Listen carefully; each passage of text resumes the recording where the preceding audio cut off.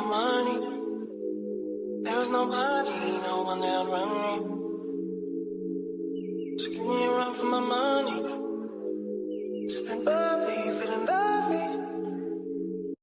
Living lovely. She's lovely. I wanna be with you. Ay, I wanna be with you. I wanna be with you. Ay, I wanna be with you.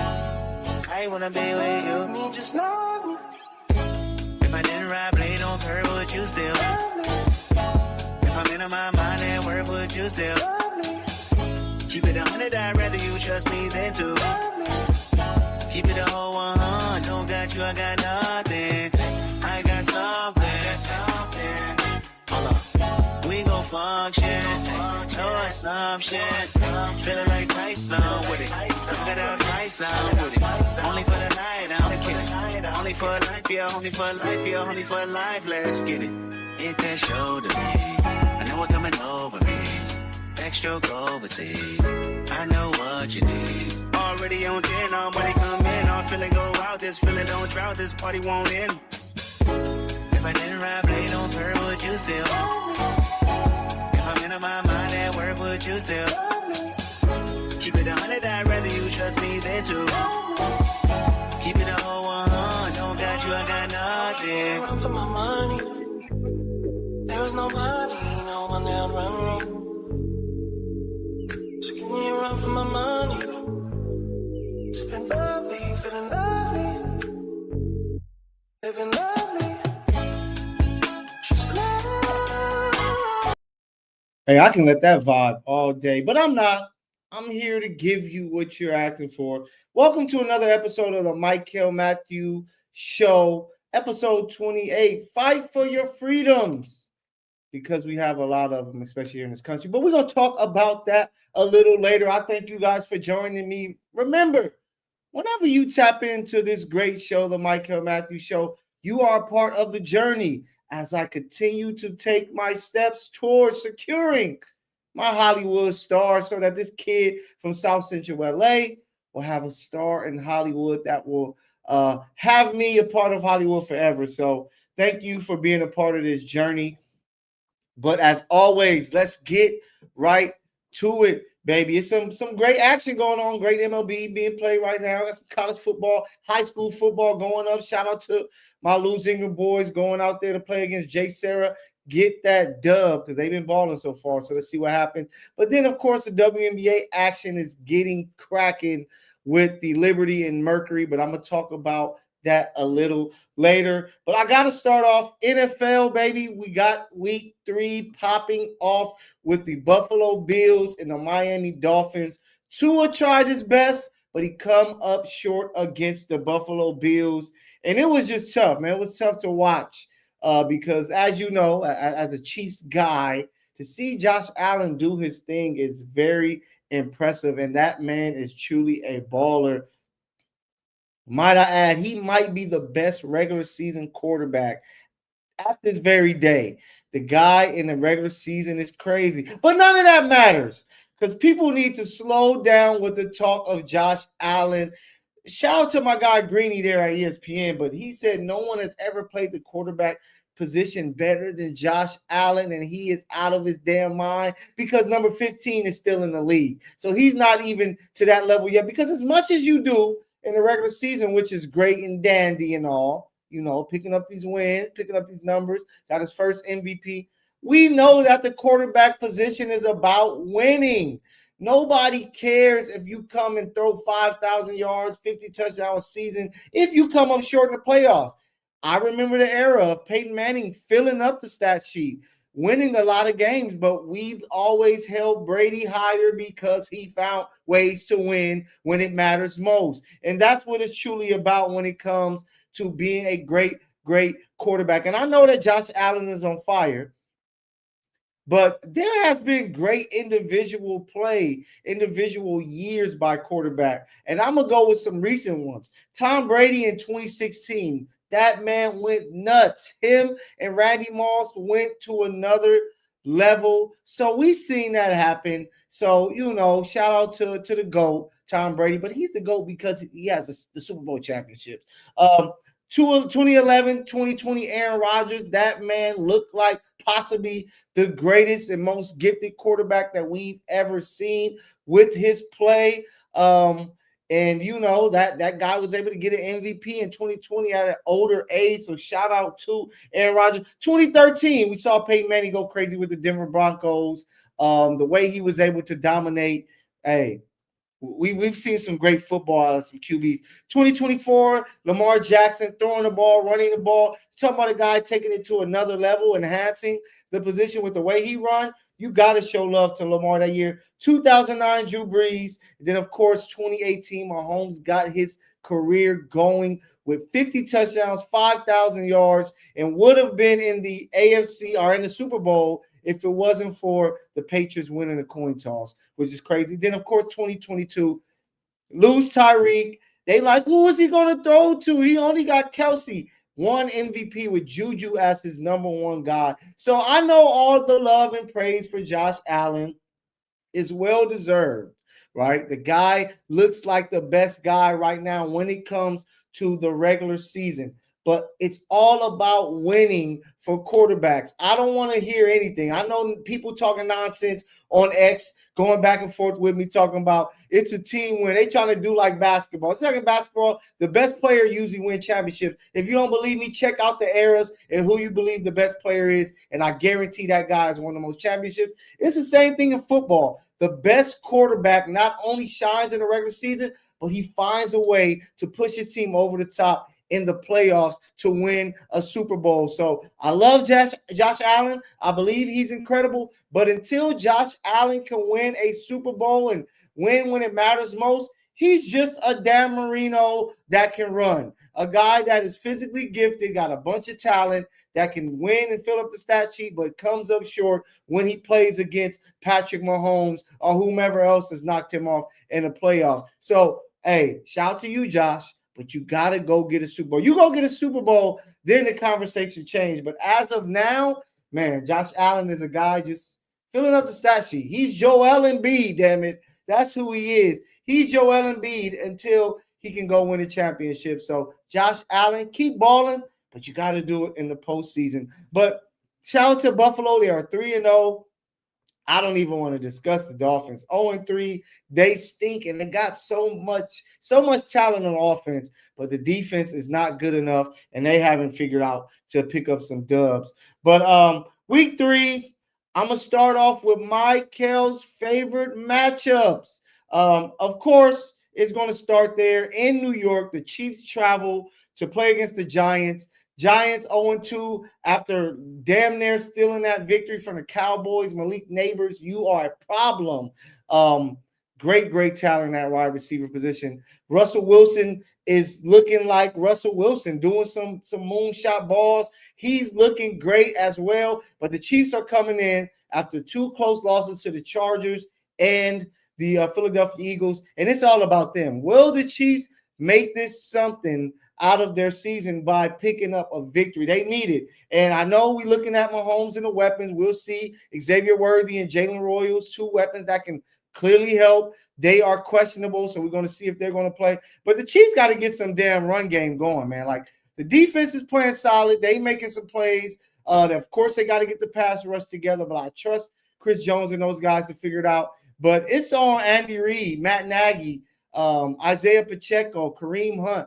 They have to get something going in a running game to help the defense. And it's going to, of course, help the offense as well, to where it's not Superman Patrick Mahomes having to make every play. So hopefully they can get away from this tricky, creative, I guess what they call it, east-west type running. Just run the ball north-south. Let Kareem get up the field. Let Pacheco get up the field. He has to be patient finding these holes, because you running into the back of your offensive guards just makes you look terrible. But I'm really going to be looking at the Chiefs defense, of course, to slow down the Giants. But that running game has to be better for the Chiefs to be successful. As great as Patrick Mahomes is and the weapons that he's had around him when he won these Super Bowls, they always won because of the running game. It was a big part of it. Damian Williams in that first Super Bowl, big piece of that offense.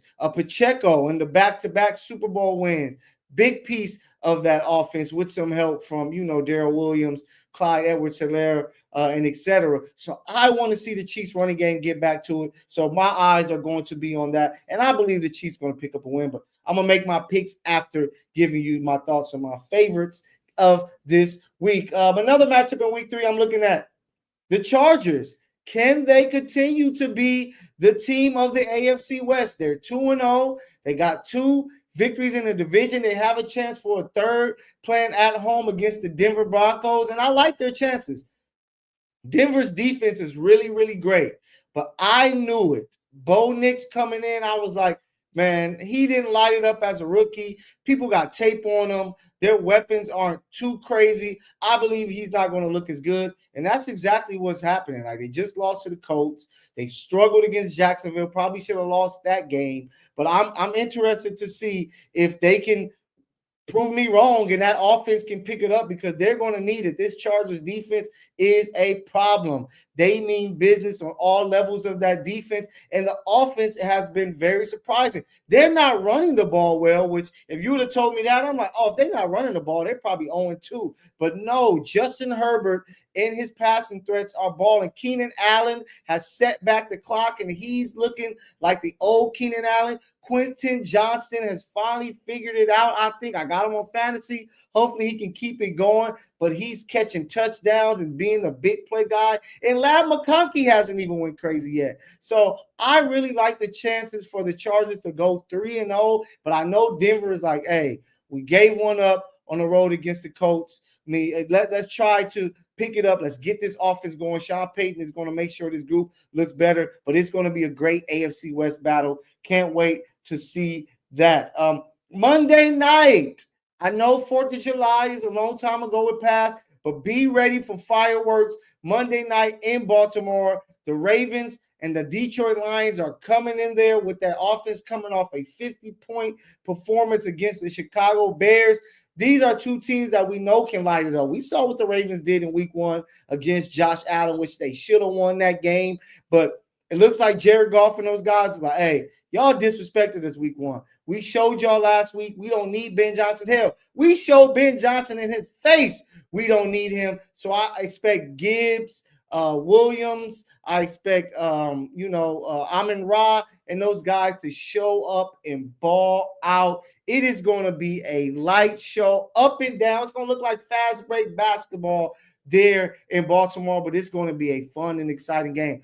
Possibly a Super Bowl preview. You never know. 2 teams that looks like they're going to be there at the end, but it is going to be a game you don't want to miss, and I can't wait to watch it. So those are my favorite games. You can always let me know. Go to YouTube, Tha Misfits Live, ThaMisfits, Tha Misfits Live. You see that MF right there? I just put up there for you. Go hit us up in the chat. Let me know, what are your favorite games of this Sunday? But it's going to be a really good week there in the NFL when it comes to week 3. I can't wait to check it out. But let's get to these picks, baby. Let me pull them up. Let's get to these picks. Let me pull up my picks. Here we go. So I had the Dolphins losing that game. So I have Buffalo. I got Green Bay starting it off going 3-0, looking like one of the better teams in the NFC.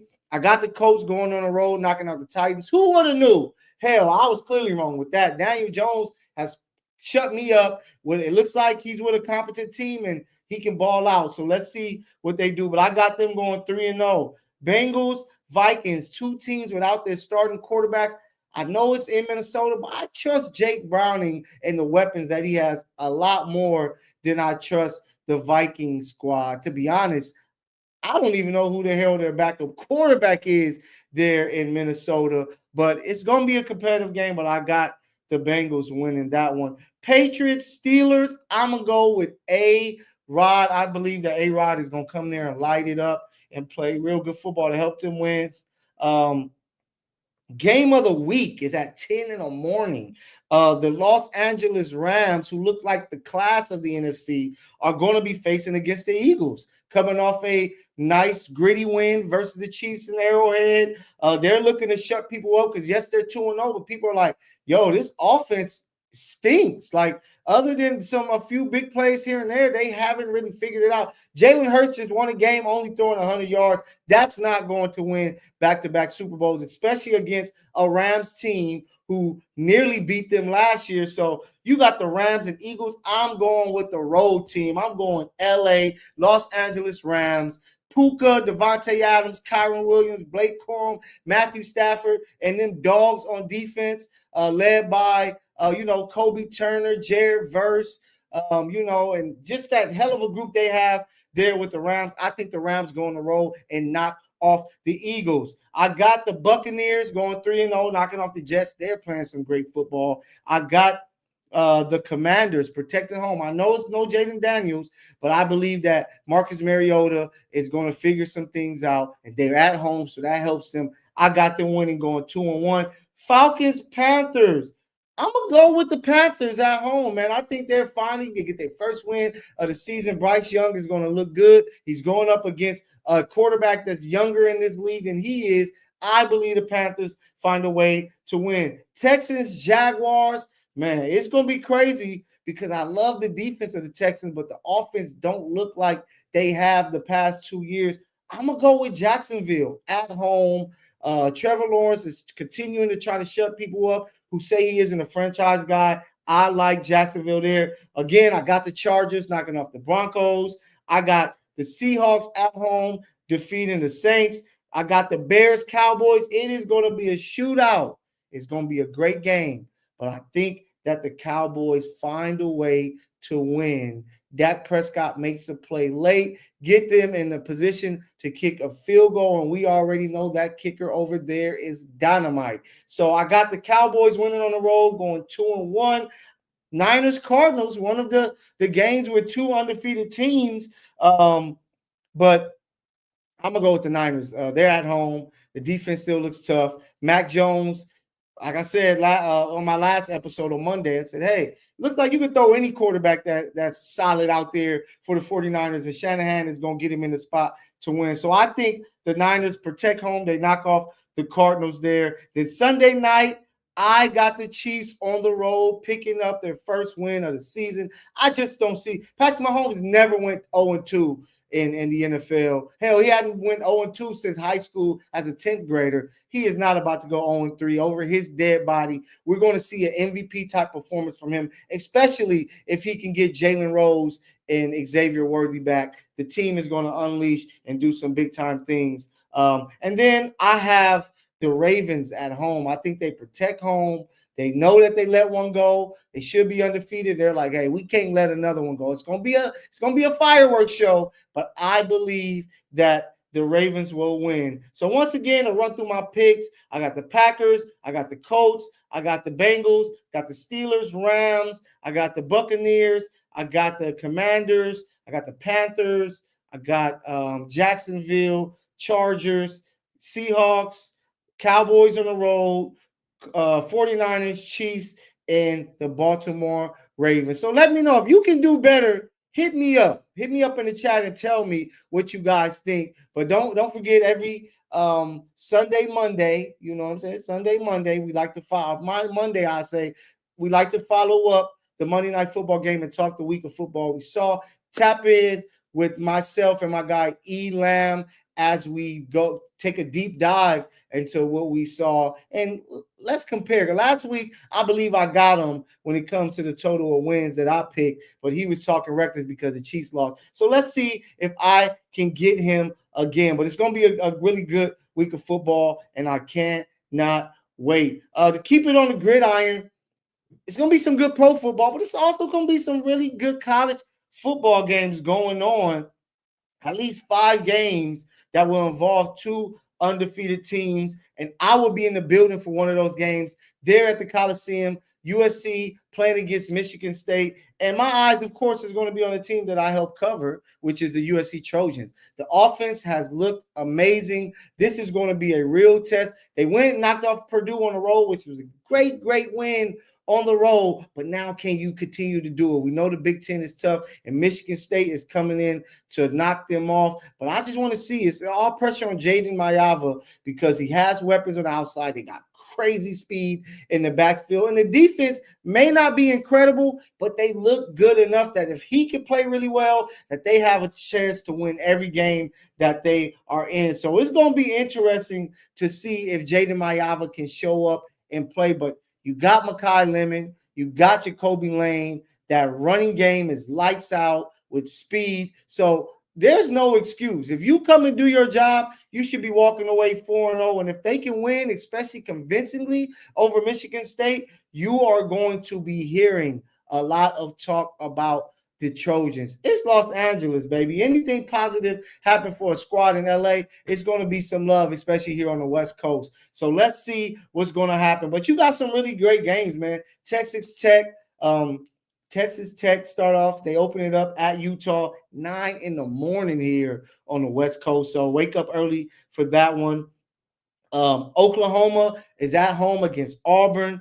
SEC matchup should be fun. You got Michigan at Nebraska. Baby Mahomes. Let's see if he can pick up a big win and keep the Cornhuskers undefeated. Notre Dame, they got Purdue coming in. Can they finally win? Notre Dame, are you going to show up to this season? There's games being played and you haven't shown up yet. So it's time for you to figure things out. Florida travels to Miami. Can they pull an upset?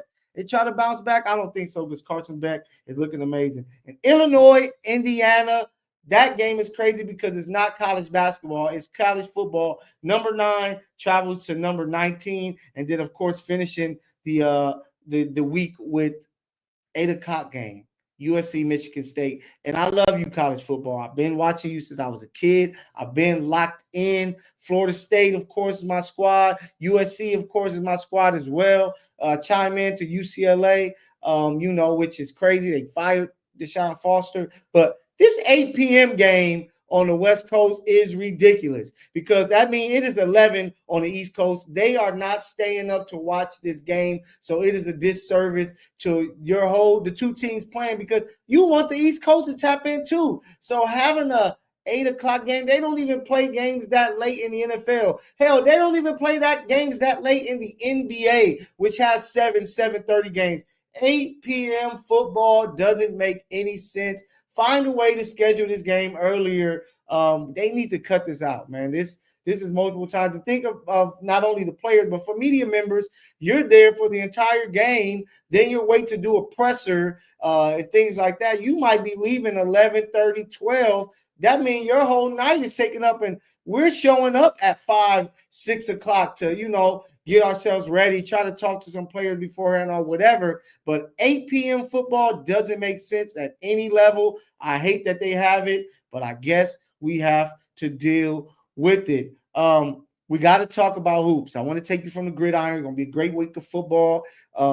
High schools popping it today. It's college football and, of course, the NFL. But let's take you to the hardwood. And I'm going to start with the W because the WNBA playoffs are here. And the dream clearly are a nightmare because I expected them to try to make a run, but they lose and are defeated by a short-handed Indiana Fever team without so many players that helped them pick up the victories this season. Very disappointing for Atlanta. Once again, another season where they come up short. I don't know how they're going to figure it out. They got players. Their coaching is solid. They win a lot of games in the regular season. Just come up small in the playoffs. So losing game 3 at home stinks, but that dream was clearly a nightmare. So shout out to the Fever. They move on and continue to fight. They're going to be facing off against the Aces, who knock off the Storm in a nail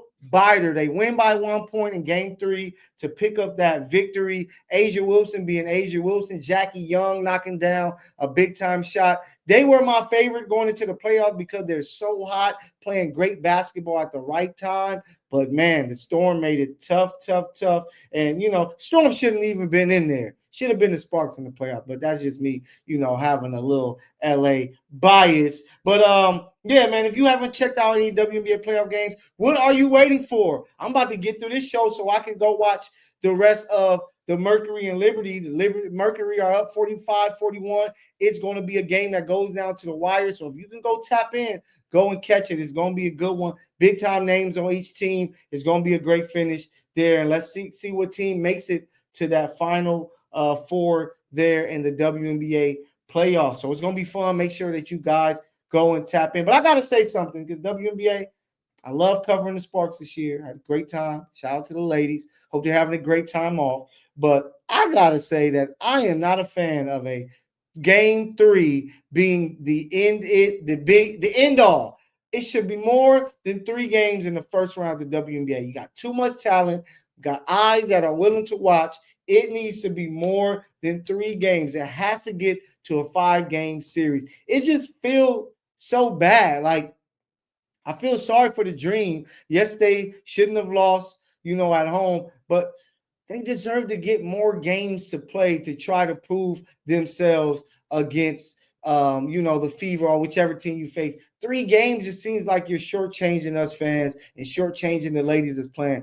Let's get to 5 games in the first round, because people are watching and people are willing to watch, but you got to give us something to watch. So hopefully they can switch it up, because I don't want to see any 3-game series in the NBA next year. WNBA, let's get to 5 games. They need it. But speaking of the NBA, even though it's the off season, we're getting close, but there's some craziness going around. And being in LA, of course, Kawhi Leonard signing looks like it's really coming back to bite the Clippers in a move that might set them back for years. First of all, to make the trade, they forced his team, it seems like they forced a trade for PG because they thought it was the perfect fit, but that ended up them trading away SGA, which we saw what he did this year, MVP, scoring title, finals MVP champion.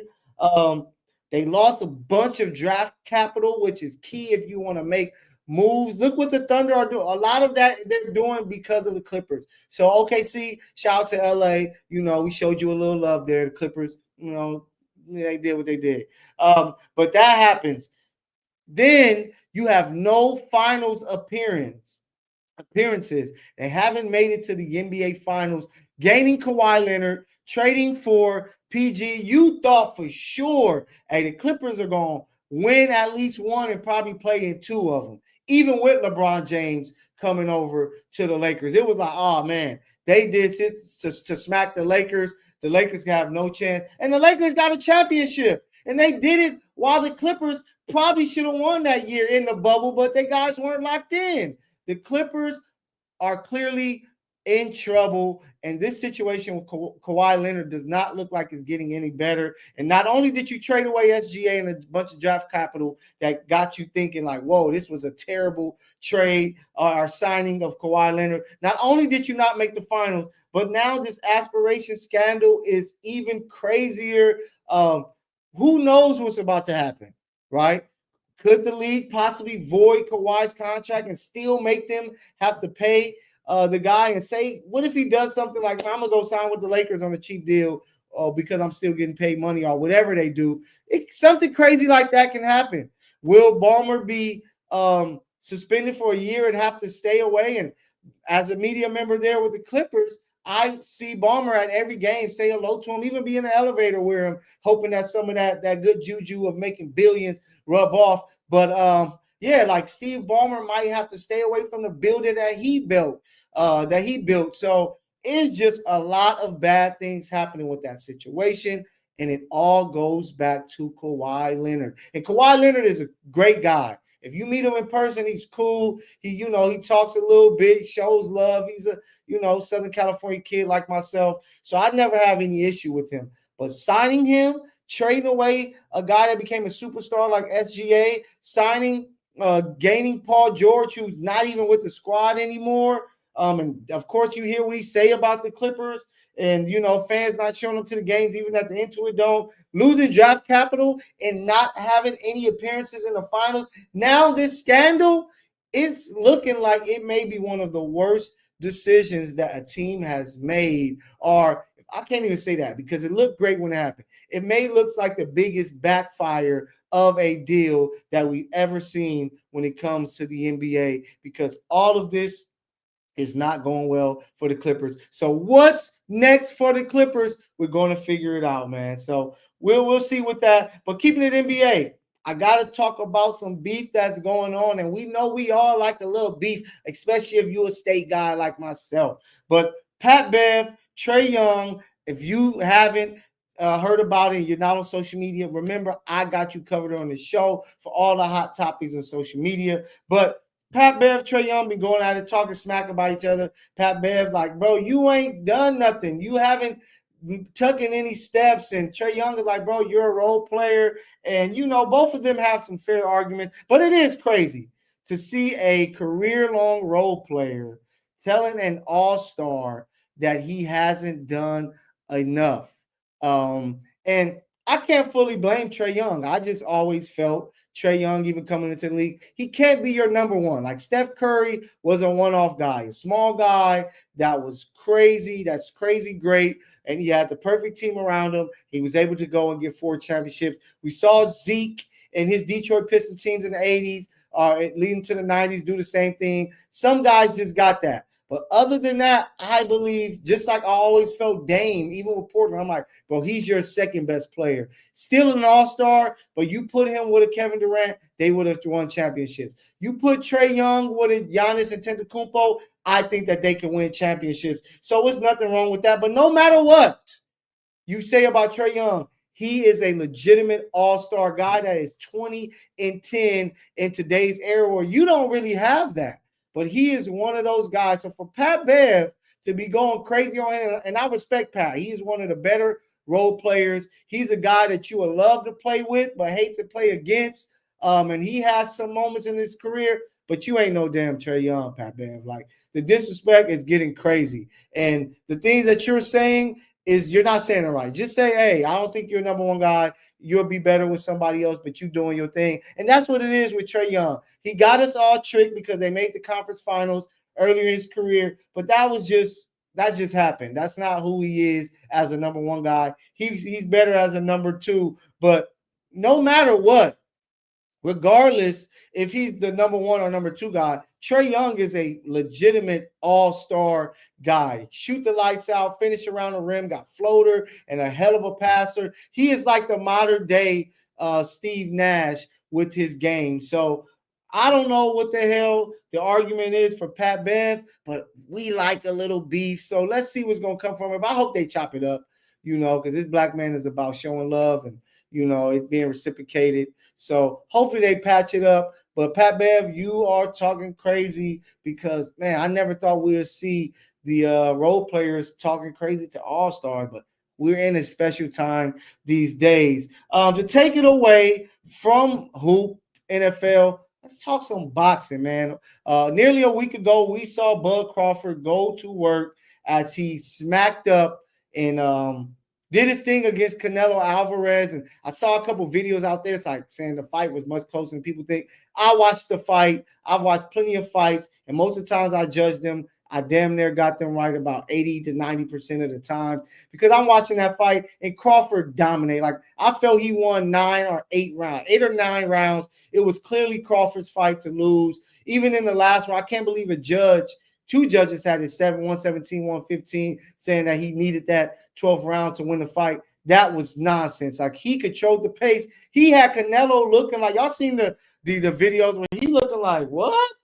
You doing that too? Like, he had Canelo frustrated and he went to work. And I had Bud coming in. Shout out to my guys on my former show, Courtside Radio. They can tell you we watched it together. Shout out to Elam. He had let you know that we watched it together. And I said Bud in 12. I just thought that as long as he could take his power and didn't allow Canelo to get off those big shots, I know he's a great defender. I like the fact that, he went southpaw on him and he took advantage and got the win. So shout out to Bud. It stamped him as the face of this era. He is the guy. When you look back on eras, of course, you had Floyd in his era. You had Roy Jones. You possibly had Lennox Lewis. Young Mike had his little era. Then you could take it back to, Ali. And then, when it comes to the smaller fighters, Pernell Whitaker, Oscar De La Hoya, Trinidad, these different guys had eras. But when you look at the top guy of an era, there's always one. Bud should be that guy for this era. 42-0.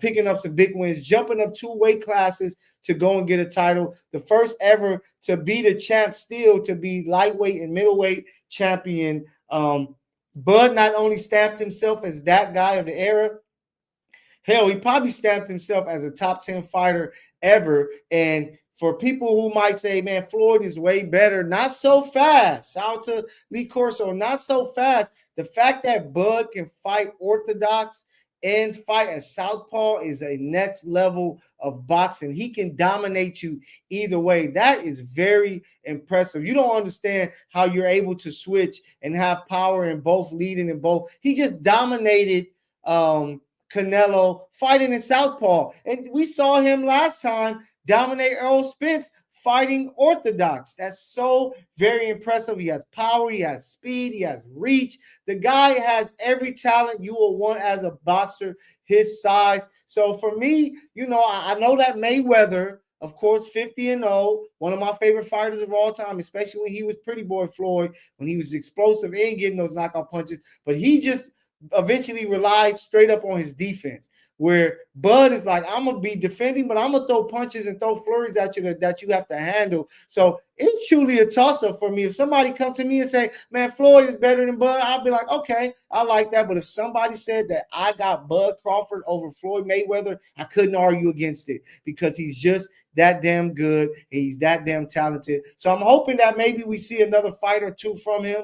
He's 37 years old. It's older in the boxing game, so you never know what he's going to do. But I'm hoping that we get to see more. But Bud has stamped himself. He's the guy of the era in boxing, and he is a top 10 fighter of all times. Argue with your mama if you don't agree. But let's take it away from sports, because as you know, here at the Mykell Mathieu Show, I am not here just talking about sports. Sports isn't my entire life. It's more to life than just sports, and I know that. So I tap into a lot of things. So let's get to it. Shout out to everybody that's tapping in, whether it's X, Facebook, the Misfits live page on YouTube. If you're on TikTok watching, much love to you. Thank you for being a part of this show. Thank you for being a part of my journey. But let's start entertainment. I don't got too much for you. I got to go watch this game. So let me get right away to it. Peacemaker, episode 5 of series 2. Really dope. I'm a fan of this Peacemaker show. John Cena is doing his thing. The WWE stars turned actors. He is one of the better ones. I think that Dave Bautista might be number one.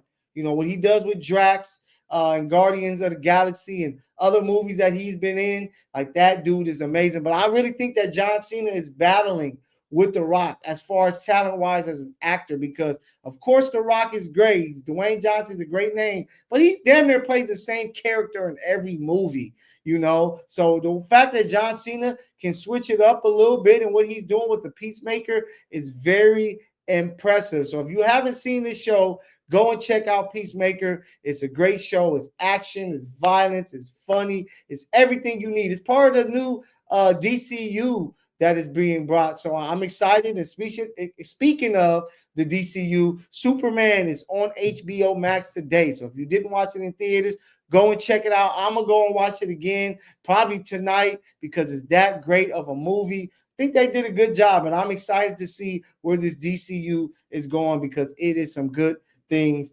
there. But my final thing I got to talk about, we all know what's going down with Jimmy Kimmel Live, and the show being, I don't know if it's fully canceled or what's going to happen there, but I just feel with the way that people fight to protect their guns and wanting to have guns, and we know how dangerous and deadly and crazy it is that people can have guns and the type of guns that they can have. People fight for that. People die daily from gunfire in this country, but people fight hand and nail for it to be legalized and us being able to right to bear arms. And if you believe it, okay, cool. But if you don't fight for it, I'm kind of, with you, because it's like, damn, do I really got to carry something to stay protected, where if I knew people didn't have the blowers that people got on the streets, I can be, move a little differently. But the same way people fight for that, we have to fight to continue to protect our speech, because it's so crazy that you can lose your job just for a joke, for comments and things like that. I ain't talking about hate speech, because hate speech is a whole nother monster. If you talking hate speech and you just continue to do it, like, you probably need to be fired, because you're probably working with the same group of people that you're hating on at your job, which means I don't know what the hell you might do to one of those people. But if you're just having comments and jokes and take, whether you're talking about President Trump, whether you're talking about Charlie Kirk or any other, person, or, gay, lesbian, black, white, whatever it is, freedom of speech is something that we should have and be able to say. Once again, I said, as long as it's not hate speech, if it's jokes and you're having fun with it, and you're in a debate and you have an opinion online or on TV and you have this opinion, I don't think it should be any problem. It is a freedom that we have, and it should not be taken away. So that's why the name of this episode is called Fight for Your Freedoms, because it seems like they want to cancel you for you having the freedom to say what you please and talk about what you please. And like I said, as long as it's not hate, if you got, some jokes that you're getting off, or you in a conversation or debate and it's friendly, and people might disagree with it. Of course, we don't agree with everybody. It's just a part of life. So, hey, let's make sure that we continue to fight for our freedoms out there, world, and especially members here in the United States, and show love as much as possible. But once again, I thank you guys for tuning in to the Mykell Mathieu Show. I got to go tune into the rest of this playoff game. Remember, you see down below, you can follow me at Mykell the PG, MYKELLTHE I'm on TikTok, I'm on X, I'm on Facebook, Instagram, all platforms. You see it there. Show your boy some love and be a part of the journey. So when I get that Hollywood star, like, I'm inviting everybody. We taking over the whole Hollywood Boulevard, and it's going to be a big function. An LA kid getting a Hollywood star in Hollywood, oh, it's going to be lit. So thank you guys for being part of this episode. I will catch you guys Monday. It's going to be a doubleheader Monday. It's going to be the Mykell Mathieu Show, and it's going to be the Misfits Live with me and my guy, Eric Lampkins II. So make sure y'all tune in for that, and let's see what craziness he's going to come with this time. But, hey, if you're going to be outside in LA at some sporting events, I'm going to be at the Coliseum on tomorrow night, 8 p.m. Come tap in with your boy. Hit me up on the socials. Let's have a drink. Let's link up. So, hey, have fun. Enjoy your night. Be safe this weekend. Have a good time. Can't wait for you guys to check everything out Monday and Sunday. Check the socials, man. We need the love. We're content creators, journalists, multimedia journalists. So we need the love. I thank you. Check out my star. This is the preview, baby. This is what it's going to look like. So you guys have a good weekend. Let's get out of here on this Kendrick, baby. Peace. I wanna be with you. I wanna be with you. I wanna be with you. I wanna be with you. I wanna be with you. I'm on the way. We ain't got no time to waste. Papa, yo, come on the way. And mine away. I don't want pressure, you none. I want your blessing today. Oh, by the way, open the door by the way. Show you that I'm on the way. I'm on the way. I know connection is vague. Pick up the phone for me, babe. Damn it, we jamming. That attitude for you.